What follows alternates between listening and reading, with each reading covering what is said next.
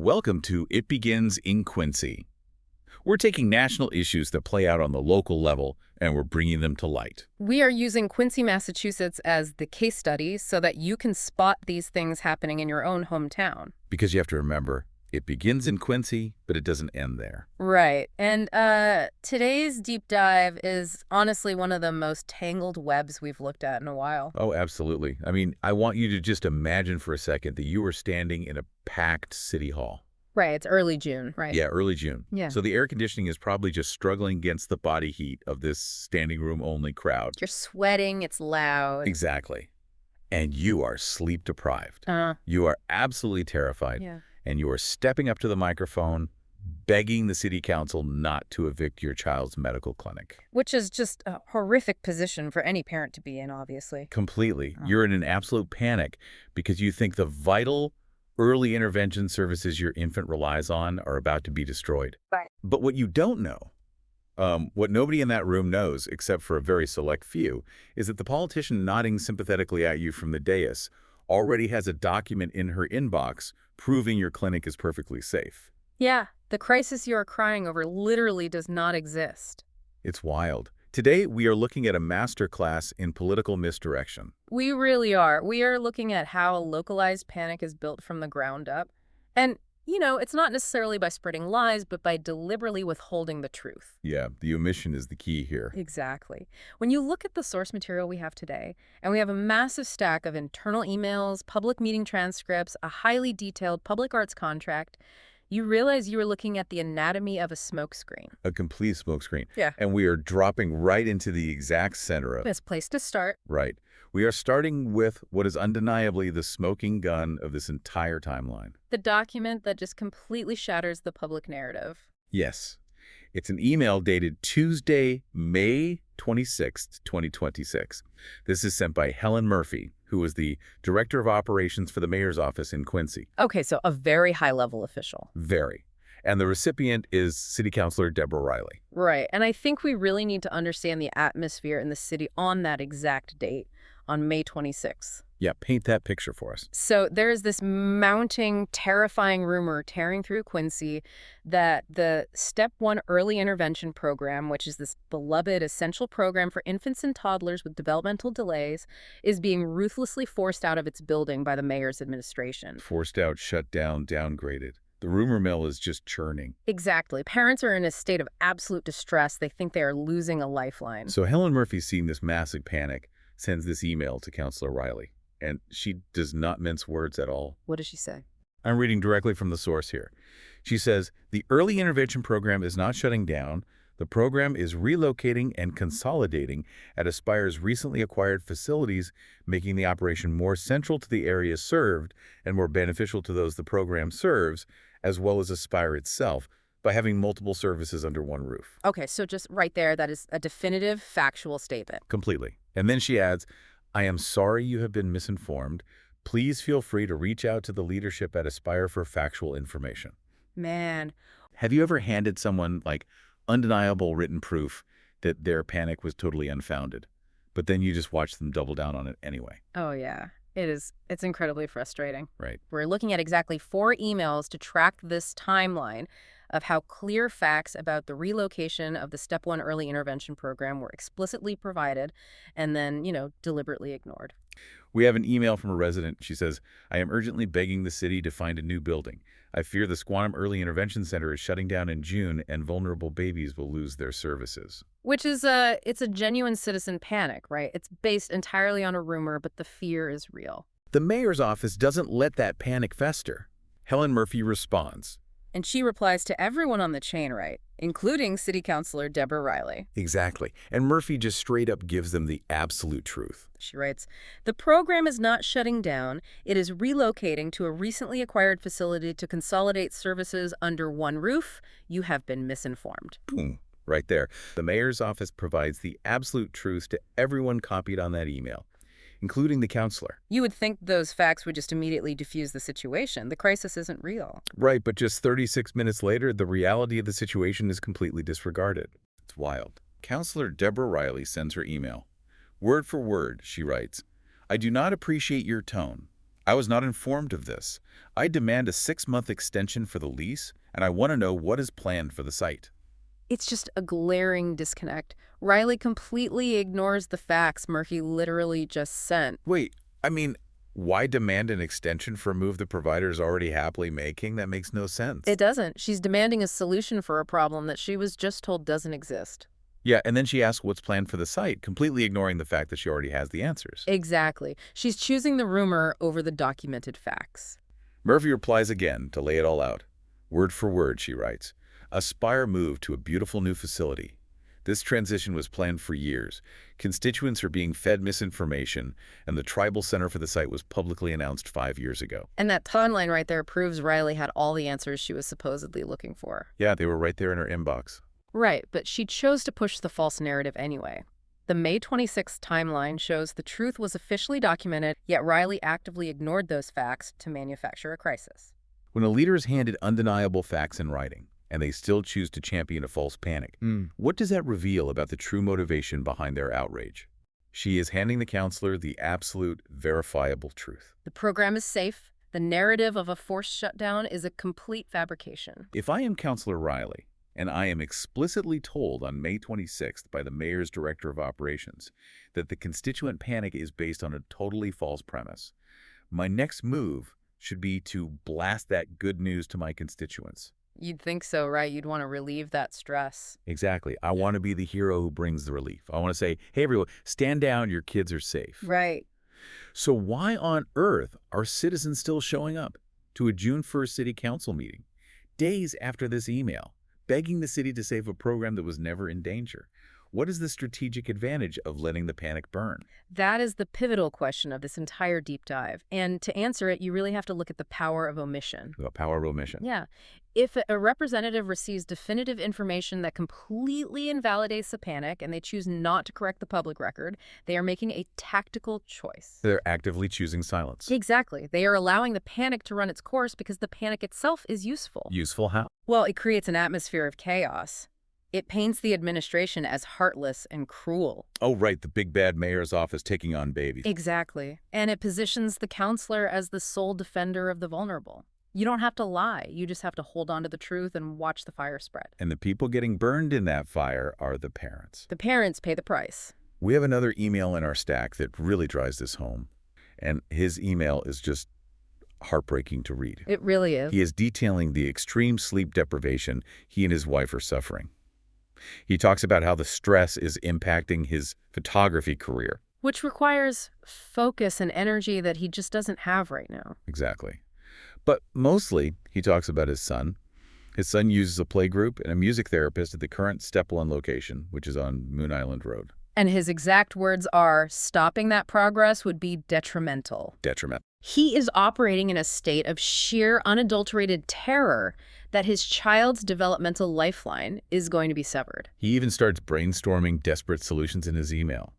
He's asking the council if there's a spare room at City Hall or the local library they could use. He's begging for scraps because he thinks the whole meal is gone. And that is what makes this so dark. And his vulnerability, his very real parental terror, is basically being harvested as political capital. That's a perfect way to put it. Because even after Helen Murphy clarifies the situation on May 26th, nobody tells these parents to stand down. Nope.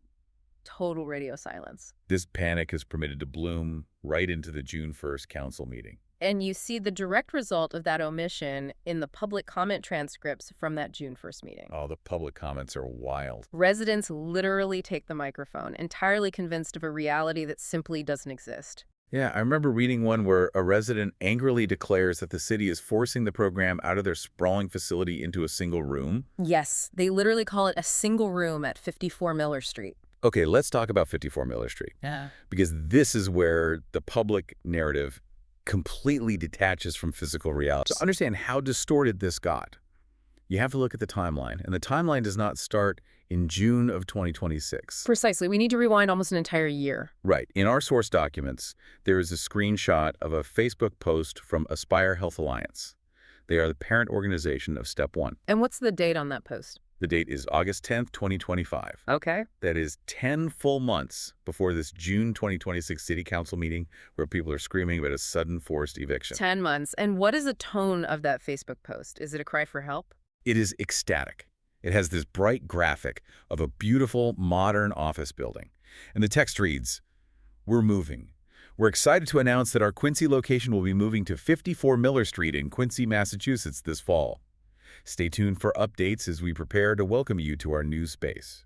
So it is a celebratory announcement of a strategic business move. Yes. They are not sending out an SOS. They are thrilled. To put this in perspective for you listening, it's like a friend publicly bragging on social media about buying a gorgeous new house. Right. Posting photos of the new kitchen, talking about how excited they are to move. Exactly. And then 10 months later, you organize a massive protest outside City Hall claiming they're being violently evicted and thrown onto the street. Right. It makes absolutely no sense. It contradicts everything. If you are angry on their behalf, you are actively ignoring their own stated happiness. But to fully grasp why Aspire was so eager to move to Miller Street, we really have to look at the underlying mechanics of the old location. The Moon Island Road property. Yes, sometimes called the Squaw Rock building in the documents. The narrative screamed at the council meeting was that the city was a ruthless landlord kicking out a charity. Right. The big greedy city government. But the administrative reality is that the city of Quincy had not charged Step 1 early intervention a single penny of rent for 8 years. 8 years. 8 years. Free rent. In a major metropolitan area. That is an unbelievable financial gift for a nonprofit. It is massive. And honestly, it explains exactly why they stayed there as long as they did. Obviously, you don't walk away from free rent easily. Right. It was originally a lease in perpetuity, but the city eventually notified them that they were interested in repurposing the space. But here is the critical detail that the public didn't understand. What's that?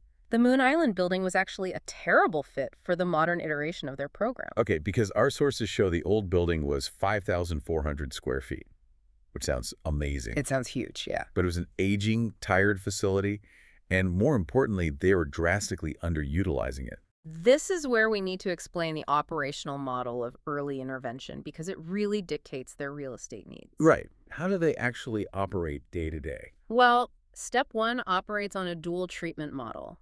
That means the care is split.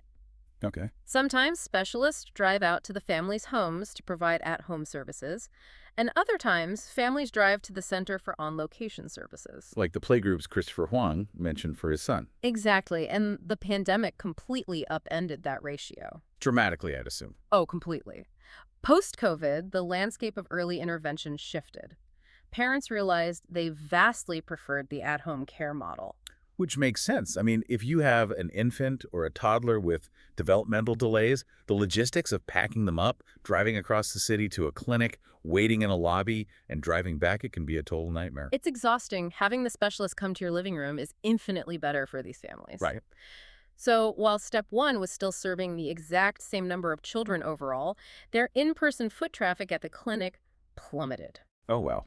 The data in our sources suggests they were only seeing maybe 5 children at a time on location. Are you serious? 5 kids? Maybe 5 kids at a time, yes. So you have 5 toddlers sitting in a 5,400 square foot facility. Right. That is just terrible resource management. They were rattling around in an empty, aging building. Exactly. And that is why the new location at 54 Miller Street was such a profound upgrade for them. Which completely obliterates that single-room rumor being spread at the council meeting. Obliterates it. The new facility is described as a bright, newly renovated space. And it's centrally located, too. Yes. It sits right in a pocket that is vastly more convenient for the specific demographics they serve across Quincy, Braintree, and Randolph. And it has significantly better parking, which is a big deal. Huge deal. And because their need for massive in-house square footage had shrunk, this new, highly efficient space had more than adequate room for their music therapy and their playgroups. And our sources also highlight that the city didn't just casually toss them out either. No, there's active collaboration. Yeah, the city actually offered them an alternate space in a local church, but the organization declined because it didn't fit their clinical needs. Right. And then they looked at another Alliance Healthcare space in Braintree, but it needed too much rehab work. So when they finally landed on 54 Miller Street, it wasn't a rushed eviction. It was the result of a long, deliberate search for the perfect fit. Which brings us to a highly perplexing action taken by Councillor Riley.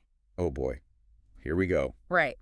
On May 26th, right around the exact time she receives the email from Helen Murphy clarifying that everything is totally fine, Riley sends an official email demanding the city grant a 6-month extension on the Moon Island lease. Okay, that just makes my head spin. Right. More time for what? They had a new building. They announced it in August of the previous year. They were excited. Exactly. Why on earth would a counselor demand a 6-month delay for an organization that is literally packing its boxes with a smile on its face? Well, her explicitly stated reason was to, quote, give the families and their children a little more time. That is wild. But you have to realize, the delay isn't for the organization. The delay is for the narrative. The narrative. Yes. It is the creation of an illusory extension. Explain that. By loudly demanding a delay to a crisis that doesn't exist, you create the appearance of fighting a noble, uphill battle for the vulnerable. Oh, I see. You get to play the role of the righteous defender against a cold bureaucracy. Exactly. It is pure political theater. You are shadowboxing, but to the audience, it looks like a heavyweight title fight. But you have to ask yourself, why go through all this trouble? Right. Why was Councillor Riley fighting so hard to prolong a fake crisis about an early intervention clinic? Because she needed a distraction. A smokescreen. Every single minute the public and the local press spent looking at the Moon Island Road facility was a minute they weren't looking at the city's purchasing department. Ah, and that is where Riley was waging a secret, scorched earth campaign over a $350,000 bronze statue. Yes, the early intervention panic was the smokescreen. Statue Gate was the actual war. Statue. And to understand this war, we really have to dive deep into the mechanics of municipal public arts procurement. Okay, let's lay out the facts for everyone listening. The city of Quincy issued a request for proposals, an RFP, in March of 2024. Right. The objective was to commission a monument honoring the Massachusett Tribe at Ponkapoag. A very significant historical project. Ultimately, the city awarded a $350,000 contract to Wofford Sculpture Studio. This studio is run by a highly regarded figurative sculptor named Wesley Wofford out of Cashiers, North Carolina. And we need to pause here and explain what an RFP actually represents in local government. Yeah, it's not just a casual suggestion box. No, not at all. A request for proposals is a strict legal framework designed to prevent cronyism and ensure taxpayer money is spent fairly. You don't just hand a buddy a check for $350,000. Exactly. You put the project out to the public, artists submit highly detailed proposals, and a committee scores them based on objective criteria. And we actually have the purchase order and the contract in our sources. It's contract number 2516. Yeah. And honestly, the level of detail in this contract is staggering. It really is. The contract stipulates a monumental bronze composition of Chief Chickataubut and his son Wampatuck. It's planned as an 8-foot-tall piece. Right, with a built-in alternate option for a single figure scale just under 10 feet tall, keeping within the same budget parameters. And the structure of this contract is a fascinating look at how a municipality mitigates financial risk on a massive, singular project like this. Because $350,000 is a lot of taxpayer money. It is, and the $350,000 is not paid up front. It's divided into 5 rigorous payment milestones. Break those down for us. Okay, so first, a 10% payment, $35,000 upon signing the contract. Yeah. That simply locks the project onto the studio's calendar. Makes sense. Second, 25% upon approval of a design maquette, which is basically a small-scale model. Right, a draft. Third, another 25% upon approval of a 1/3 scale maquette, so getting bigger. Yeah. Fourth, 30% when the full-size clay enlargement is approved by the city and the complex mold-making process begins. Almost there. And the final 10% is held back until delivery and final installation in Quincy. And here is a detail that shows just how serious this is. Did you see the key man life insurance clause? Yes. I wanted to bring that up. It's fascinating. The contract legally requires the sculptor, Wesley Wofford, to take out a $350,000 life insurance policy, and he has to name the city of Quincy as the beneficiary. Which sounds kind of morbid at first, but why does that exist? Well, because When you commission a monumental bronze, the artist is a single point of failure. Right. If the city has already paid out, say, $200,000 across the first 3 milestones, and God forbid the artist passes away or is permanently incapacitated. The city is just left with nothing but a half-finished lump of clay in North Carolina. Exactly. The Keyman policy ensures the taxpayers are made completely whole if tragedy strikes. It's very thorough. They even have obsessive conservation guidelines in this contract. Oh, the paste wax rules. Yes. The contract explicitly forbids the city from ever using solvents or car waxes on the bronze because it will turn white in the recessed areas. We mandate specific brands, right? Yeah, they say you have to use Crewax brand paste wax for light patinas and Johnson paste wax for dark patinas. I love that level of detail. So the point is, this is a project that the city is deeply, legally, and financially committed to. It's a very buttoned-up process. Right. So we have a meticulously planned, legally sound project to honor an indigenous tribe. Okay. But Councillor Riley has decided this project is entirely illegitimate. And she launches what can only be described as a Weaponized Freedom of Information Act, or FOIA, campaign against the city's purchasing department. Yes. Her main point of contention seems to be about the subject matter of the statue itself. Right. She claims that an early concept floated around in 2022 was referred to as the Three Sisters Project. Yes. But by the time the RFP was issued and the contract awarded in 2024, the subject was Chief Chickataubut and his son Wampatuck. And Riley becomes obsessively fixated on how this change occurred. She is demanding to know why there wasn't a formal rebid process just because the subject shifted. And this is where we have to look at how FOIA requests can be used not for transparency, but for paralysis. Absolutely. People think of FOIA as a magic wand.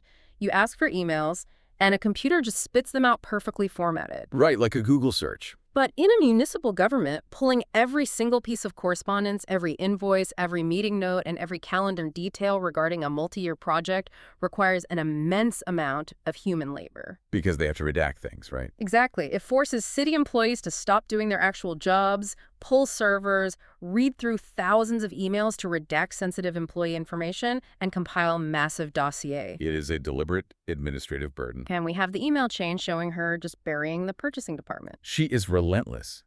She emails the purchasing agent and the senior assistant contract supervisor on January 2nd, January 3rd, January 9th, January 23rd, March 10th. It is an absolute barrage. It's exhausting just to read the dates. It is vital to look at how the purchasing agent responds to this barrage, because she doesn't hide anything. No, she is very forthcoming. On January 3rd, she writes a very clear professional email to Riley explaining the procurement law. She quotes the original RFP directly, pointing out that the language was intentionally fluid. Let me find that quote. Okay, the RFP stated, "The goal is to design a monument about the significance of the Massachusett Tribe at Ponkapoak." Right. Logan tells her plainly, in working with the tribe, the city decided to move forward with a statue of Chief Chickataubut and his son. The scope changed because the city was actually listening to the indigenous people they were honoring. Imagine that. They asked the tribe what they wanted, and the tribe wanted the chief. But Riley refuses to accept this explanation. She just keeps filing the same requests over and over. And then, on January 23rd, Councillor Riley sends an email. She shifts from aggressive oversight into straight-up character assassination. I want to read this directly from the source because it's so shocking. Go for it. She writes, "In light of the recent scandal with the former director of Elder Services and the role the purchasing department played in that unfortunate lapse of oversight of taxpayer funds, it would seem unwise to ignore my lawful request for information." Wow. Okay, let's unpack the gravity of that accusation. I have to. She is taking a legitimate, completely unrelated criminal scandal in the Elder Services Department and trying to smear it onto the purchasing department. Right. She is outright insinuating that because a completely different department had a scandal, the purchasing agent must be hiding illegal activity regarding the statue. It is a breathtaking escalation. Consider the position of a municipal purchasing agent. Your entire livelihood, your professional reputation, is predicated on your strict adherence to the law, to ethics, to financial compliance. Right. If people don't trust you, you can't do your job. Exactly. So to have a sitting elected official put in writing that your department is linked to an unfortunate lapse of oversight, regarding taxpayer funds, It is tantamount to an accusation of complicity in a crime. which explains Catherine Logan's response. Yeah, her response. The email she sends on June 4th, which, by the way, is just 3 days after that chaotic city council meeting where people were crying over the fake clinic crisis. Right, the timeline is so compressed here. It is absolutely nuclear. Logan finally snaps. She draws a very firm legal line in the sand. I would caution you, however, Ms. Riley, that I do not appreciate the tone or content of your emails. Purchasing certainly did not play a role in whatever charges have been brought against Mr. Glasby. She even italicizes role. Right. Yes.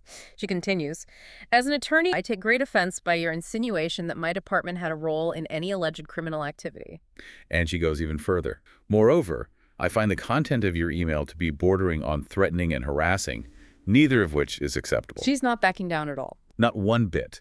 She says, you state in your email that it would be unwise to ignore your request. I take that as a threat, Mrs. Riley, and I would strongly advise you from emailing me again with any veiled threats. Otherwise, I will be forced to reach out to the proper authorities in order to protect myself and my staff. Man. She also utilizes a mechanism built into the public records law to push back against the harassment. Oh, the fee? Yes, that the city is legally entitled to charge a fee for the excessive research time Riley is demanding. She assesses a $150 research fee to, quote, research once again the information you are seeking. Which entirely changes the dynamic. It forces Riley to put a financial price on her endless requests. If you look at this timeline, it is really hard to view Riley's actions as anything other than deliberate obstruction. She is filing appeals with the Secretary of the Commonwealth's Public Records Division. Right. She is pulling school committee members into the fray, questioning the 10th grade history curriculum about the tribe. She is pulling every single thread she can grasp to halt this public arts project. And you have to keep the broader context in mind here. Okay, bring it back for us. While Councillor Riley is demanding absolute microscopic transparency from the purchasing department. Demanding to see every email, every invoice, every calendar invite regarding this Native American monument. Right. She and her fellow councillors are simultaneously engaging in a staggering display of secrecy on a completely different front.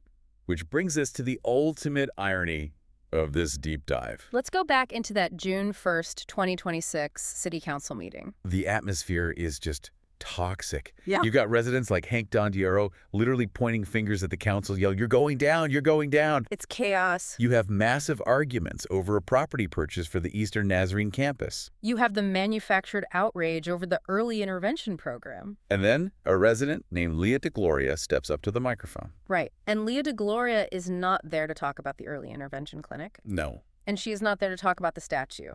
No, she is there to confront the council about a very specific item on their agenda. Council Order 2026-092. She drops an absolute bombshell. She really does.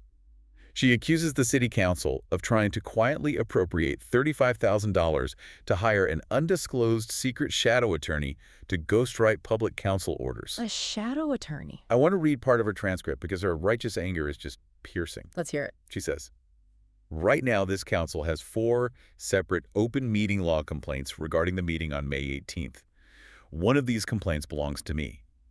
I am one of the people standing here demanding to know the identity of the secret private attorney you hired to ghostwrite public council orders. So if a city council is facing 4 separate open meeting law complaints, one of which was filed by DeGloria herself, that indicates a massive systemic breakdown in transparency. And look at how they choose to handle these 4 active legal complaints.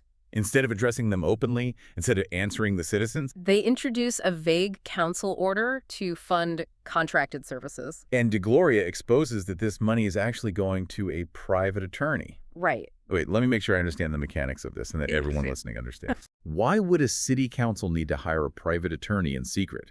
Doesn't the city of Quincy already have an official city solicitor whose entire job is to provide legal counsel to the government? Exactly.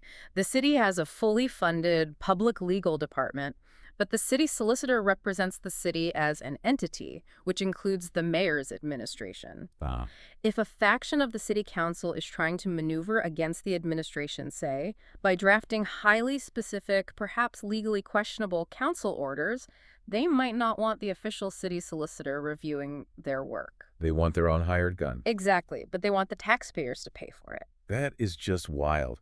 DeGloria tells them to their faces. Yeah. This is the most egregious, outrageous travesty on transparent government that I've ever seen so far in the city. Good for her. But she doesn't just call out the action, she calls out the hypocrisy. Oh, she notes a pattern of behavior from these exact same counselors.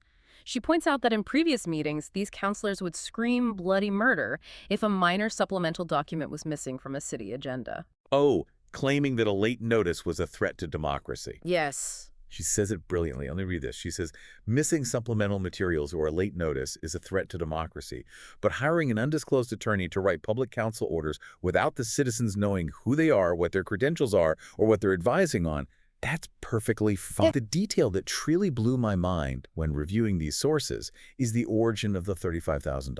This is the crazy part. Where is this money actually coming from? This is the financial maneuver that elevates this from standard local politics to something much more cynical. The $35,000 is not a random line item pulled from the city's general fund. No.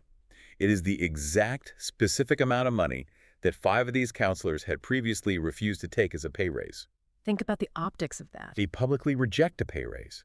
They get to look like fiscal heroes, fulfilling a campaign promise, saving the taxpayers' money. It's like returning a stolen wallet to your neighbor so you look like a hero, but quietly keeping their credit card in your sleeve to buy a security system for your own house. That's a great analogy. They took the public credit for being fiscally responsible, and now they're trying to quietly claw that exact same amount of money back into their own control. To pay a secret lawyer to cover their tracks on open meeting law violations? It is a stunning bit of financial sleight of hand. You tell the public, we are returning this money because we serve you. And then, quietly, through a procedural order labeled contracted services, you reappropriate those exact funds to build a legal fortress around your own questionable actions. DeGloria demands the proof. She demands contracts, the dates, the signatures, the scope of services. She wants all of it dragged into the light of day. Later in the transcript, Councillor Ash actually admits there are items to discuss regarding this $35,000 and suggests moving it into a committee. By doing that, he is basically acknowledging that they are indeed contemplating these private legal services, but they got caught trying to push it through quietly on the agenda. If you step back and look at this entire timeline, the contradiction is almost hard to process. It really is.